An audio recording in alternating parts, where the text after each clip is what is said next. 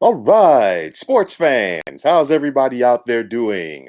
William Martin coming at you one more time here on YouTube with another edition of the 300 Pounds of Sports Knowledge Podcast. Now, for the Golden State Warriors, they saw their season come to an abrupt end this past Friday night as they lost at home to the Memphis Grizzlies in the play in tournament. Now, when the play in tournament began, things were looking up for Golden State. They finished the season with the eighth best record in the Western Conference. They found themselves up 13 points at halftime in their first playing game versus the Los Angeles Lakers on the road.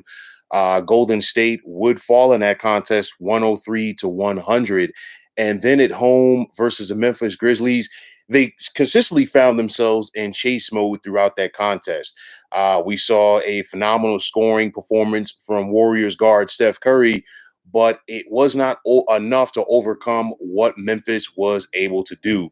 Now, this is going to mark the second consecutive year in a row that Golden State will not make the NBA playoffs. Of course, things were completely different last season. Golden State, they were ravaged by injuries. We saw Klay Thompson go down with that ACL injury towards the end of the 2019 NBA Finals. Of course, Kevin Durant left in free agency that year, and even if he stayed, he wouldn't have been healthy.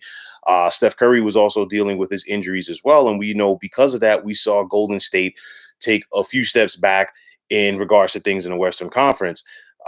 This season, Steph Curry was healthy. The Warriors were anticipating having Klay Thompson healthy, but in working his rear end off to get back from that ACL injury, we saw him have the Achilles injury just prior to the beginning of this season, and it put him on the shelf for the entire campaign. So, the Warriors really relied on Steph Curry this year. And, he was up for the challenge from a scoring aspect. We saw him drop in 32 points per game, which has put him in the MVP discussion for this season. But, you look at the Warriors and you just have to ask yourself it's whether or not it's time for them to adjust their blueprint if they're going to go out there and win. When the Warriors won three championships in a 5-year stretch. And when they made the NBA finals in each of those 5 years, they were not only the best team on the court each time that they took the court for that sake, but also they could outscore you. And you look at it, the Warriors, number one, they don't have the scoring prowess that they once did. On top of that, you look at this team, they don't have the depth. These guys are getting older. Steph Curry, he's about 33 years of age right now. But on top of that, they don't have the depth that they did before. And on top of that, you look at it and say, hey, the NBA has started to catch up to Golden State because typically when you win with a certain style, teams are either going to emulate you or they're going to find a way to knock you off. And we've seen a lot of teams around the league try to win the way the Warriors did with the shooting. And like I said from a couple of years ago, what helped the Warriors when they were on top of their game was the fact that they had arguably three of the better perimeter shooters of all time in Kevin Durant, Klay Thompson, and Steph Curry. And then you had a facilitator at forward in Draymond Green to really offset what those guys did. Now, Draymond is still there. He's not going to be, the Draymond that we saw a few years ago because he doesn't have the scorers around him and he himself is limited on the offensive end of the floor. Steph can still get off. He's a high volume shooter, but for him to be as successful, he needs other people around him. He simply cannot carry this team, to the playoffs like other MVP or former MVPs have done in the past. But you look at this team heading into next season.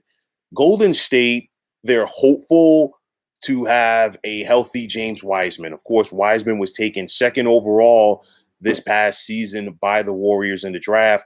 He showed promise. He has plenty of talent out there.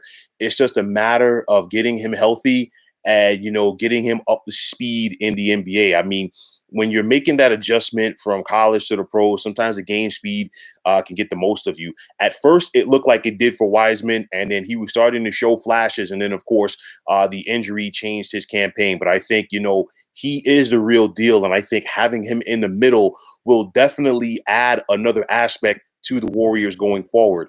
Then, of course, the return of Klay Thompson. It's going to be very difficult to expect Klay Thompson to be the player that he was 3 or 4 years ago, because now you have a guy that's coming back off of an ACL injury, but on top of that, off of an Achilles injury.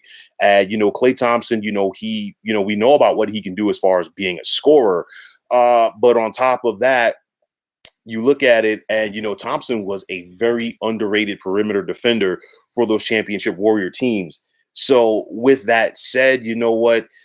Being a perimeter defender and coming back from that Achilles injury is not very easy, so we'll have to wait with bated breath to see how Klay Thompson's body is going to react. And of course, obviously, he's definitely going to be on a minutes restriction once he gets back on the court.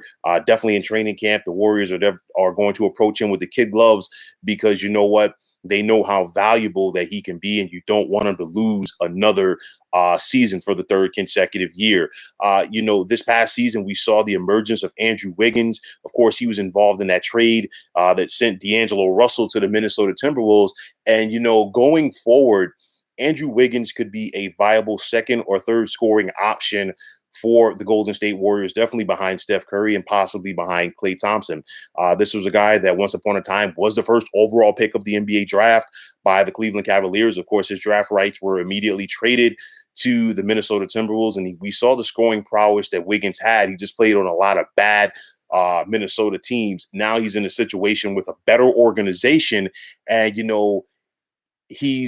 well, basically what the Warriors are asking him to do is just be who he is. And what Andrew Wiggins is as a scorer, he's not the go-to guy, so to speak, or consistently the go-to guy, but he does have the ability to play off of a guy like Curry, to play off of a guy like Thompson. And it's going to be important going forward to see the chemistry that Wiggins is going to be able to form along with Thompson and Curry and Green and Wiseman on this Golden State roster. And we mentioned Draymond Green. I guarantee you he'll be very happy to see Klay Thompson back with this club. Draymond, he has the ability to be one of the better defensive players in the NBA, and he's shown that more often than not. Sometimes his mouth gets him in trouble, sometimes his actions get him in trouble on the court. But you know what? Make no mistake about it, he's a solid NBA player, not a great NBA player, but a solid NBA player, and his skill set definitely fits what the Warriors do. Now, looking ahead to this summer, Golden State owns Minnesota's first round pick, and you figure as bad as the Timberwolves were this season, they really don't get their pick. It's top three protected. So, I mean, you look at it record wise, Minnesota rather finished outside of the top three record wise. So we'll have to wait and see what happens in the draft lottery. So there's a big possibility that the Warriors could have a top 5 or top 6 pick in this draft. They still have their own, which is top 20 protected in a deal with the Oklahoma City Thunder. So maybe they package the trade. We'll have to wait and see. But I think what the Golden State Warriors are definitely going to want to do, they need to add depth, because for all of the star power that they had during their championship years, Golden State had one of the deeper teams in the NBA. They also knew how to ratchet it up at those key times on the defensive end of the floor. Of course, you had the likes of Andre Iguodala, who was one of the better perimeter defenders of his era, on that squad. So that really changed things. But make no mistake about it, Golden State did it with their depth. And I think that's something that they have to go back to, finding quality role players to play alongside the likes of Steph Curry, due to the fact that they are in salary cap purgatory. I tell you like that, Golden State heading into next season has committed more than $166 million to player salaries, with 82 of that alone being committed to both Steph Curry and Klay Thompson. So you're not going to go out there and make a big splash in free agency. I don't see Golden State trying to break up their big three, quote unquote, of Draymond, Klay, and Steph, just due to the fact that I think that they're going to be loyal to these guys. They helped them win 3 championships. And I think they really want to try to see if they can piece something together around them. We look at it and, I know that there are going to be some people, and there already have been some people that are going to say, hey, you know what? It's the end for the Warriors. I'm not one of those guys, but I do want to say it's time to adjust and adapt a little bit and probably just change the recipe. And I say that from the standpoint that you can't just solely rely on the outside shooting for going forward. But I will say one thing with the Warriors, they do have a good combination of veteran and youth, and I think they have the opportunity to build off of that. And I think it's a matter of finding guys to fit their system. And this is why I'm not going to write Golden State off due to the fact that they have a system in place. You have an ownership group which is shown that they are committed to winning. And I think that will definitely keep the Warriors in the mix in the Western Conference. They definitely have what it takes to contend in the West. We saw that. Without this play-in tournament, Golden State would be in the midst of facing the Utah Jazz right now in the first round of the playoffs. But obviously, not the dynamic has changed by the NBA. We know about the play-in tournament. Like I said before, it was a money grab, in my opinion. And the rest is history, but it is what it is, and you have to deal with it. And for Golden State's sake, they were unable to survive and advance in this new format. Now, with that said, they've shown that they can contend in the West. They won 39 games out of 72 during the regular season. Now they have to find a way to see, hey, you know what, we can contend. Can we be one of those top six teams, and can we take it to another level and be in the top four? Going forward, we'll have to wait and see.